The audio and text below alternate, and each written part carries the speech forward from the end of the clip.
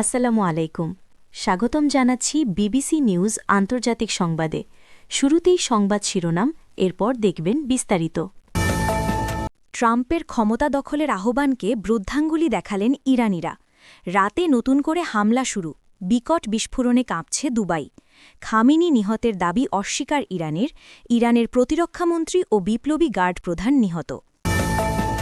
দর্শক, এতক্ষণ শুনছিলেন সংবাদ শিরোনাম, এখন বিস্তারিত। আপনি যদি ইসরায়েলের ধ্বংস চান, মুসলিমদের পাশে থাকেন, তাহলে চ্যানেলটি লাইক দিয়ে সাবস্ক্রাইব করে পাশে থাকুন। ট্রাম্পের ক্ষমতা দখলের আহ্বানকে বৃদ্ধাঙ্গুলি দেখালেন ইরানিরাই। ইরানের রেজিম চেঞ্জ তথা শাসন ব্যবস্থার পরিবর্তনের জন্য যুক্তরাষ্ট্র ও ইসরায়েল যৌথভাবে দেশটিতে হামলা চালিয়েছে। এতে বিভিন্ন স্থাপনার ব্যাপক ক্ষতি হলেও তাতে সন্তুষ্ট হতে পারেননি মার্কিন প্রেসিডেন্ট ডোনাল্ড ট্রাম্প। তিনি ইরানি জনগণকে দেশটির ক্ষমতা দখল করার জন্য আহ্বান জানান। ট্রাম্প শনিবার ২৮ ফেব্রুয়ারি এক ব্রিফিংয়ে বলেন, ইরানের জনগণ, আপনাদের সহায়তায় আমরা হামলা চালাচ্ছি। আপনারা রাস্তায় নেমে আসুন এবং রাষ্ট্রীয় ক্ষমতা দখল করুন। কিন্তু তার ডাকে কেউ সাড়া দিয়েছে বলে কোনো প্রতিবেদনে দেখা যায়নি।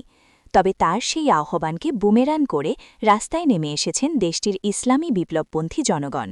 তারা তেহরানে ইরানের সর্বোচ্চ নেতা আয়াতুল্লাহ আলী খামেনির ছবি হাতে রাস্তায় মিছিল করছেন এবং তার পক্ষে নানা স্লোগান দিচ্ছেন। রাতে নতুন করে হামলা শুরু, বিকট বিস্ফোরণে কাঁপছে দুবাই।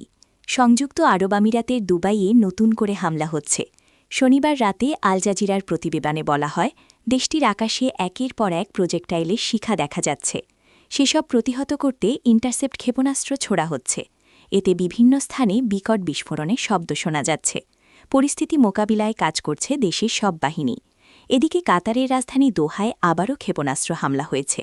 এর আগেও শনিবার দুপুরে আরেক দফায় হামলার ঘটনা ঘটে। তখন কাতারের প্রতিরক্ষা মন্ত্রণালয় জানিয়েছিল, তারা বেশ কয়েকটি ক্ষেপণাস্ত্র প্রতিহত করেছে, যা দৃশ্যত এই অঞ্চলের বৃহত্তম আমেরিকান সামরিক ঘাঁটি আল উদেইদ বিমান ঘাঁটিকে লক্ষ্য করে ছোড়া হয়েছে। তখন দেশটির স্বরাষ্ট্র মন্ত্রণালয় জানিয়েছিল, হামলায় কোনো ক্ষতি হয়নি। নতুন করে হামলায় ক্ষতির কোনো তথ্য এখনও জানা যায়নি।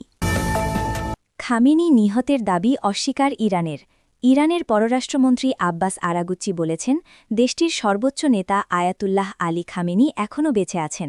যতদূর আমি জানি, তিনি নিহত হননি। ইসরায়েলের চ্যানেল 12-এর খবর প্রকাশের পর পররাষ্ট্রমন্ত্রী আব্বাস আরাগুচ্চি এনবিসি নিউজের সাথে এক সাক্ষাৎকারে একথা বলেছেন। চ্যানেল 12 দাবি করে, আজ ইসরায়েলি বিমান হামলায় খামেনি নিহত হওয়ার সম্ভাবনা রয়েছে। ইসরায়েলি কর্মকর্তারা এ ধরনের তথ্য পাচ্ছেন। লাইভ বক্তব্যে আরাগুচ্চি আরও বলেন, হামলায় 2 কমান্ডার মারা গেছেন, তবে সরকারের ঊর্ধ্বতন কর্মকর্তারা বেঁচে গেছেন। তিনি বলেন, সকল উচ্চপদস্থ কর্মকর্তা বেঁচে আছেন, তাই সবাই এখনও তাদের অবস্থানে আছেন।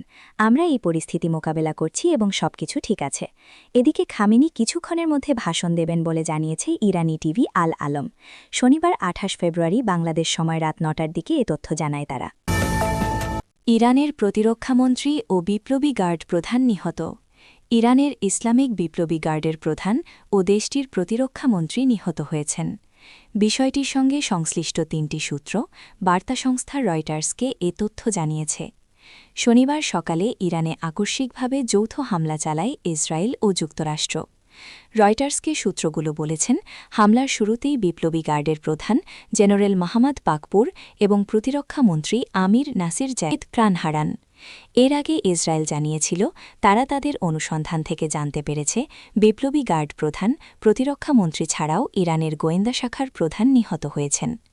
শনিবারের সকালের হামলায় ইরানের supreme leader Ayatollah Ali Khamenei এবং প্রেসিডেন্ট মাসুদ পেজেশকিয়ানকেও টার্গেট করা হয়।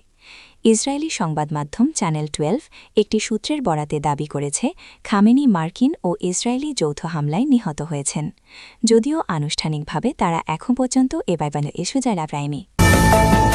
আপনি যদি মুসলিমদের পাশে থাকেন ও ইসরায়েলের ধ্বংস চান, তাহলে চ্যানেলটি অবশ্যই লাইক দিয়ে সাবস্ক্রাইব করে দেবেন। আল্লাহ হাফেজ।